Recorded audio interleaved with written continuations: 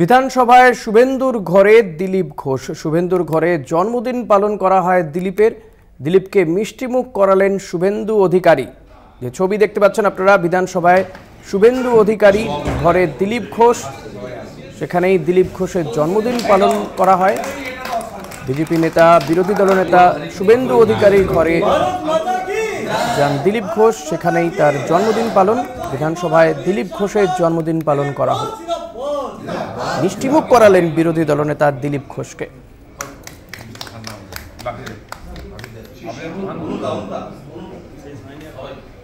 লোকসভা নির্বাচনে বিজেপির বিপর্যয় এ রাজ্যে এবং দিলীপ ঘোষের কেন্দ্র বদল।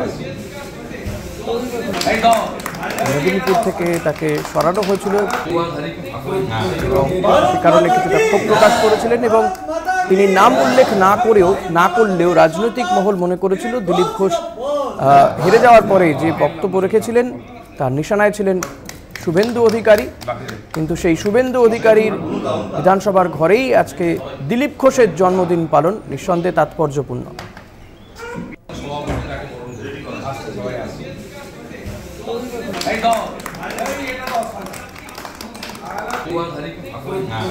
भारत माता की, भारत माता की,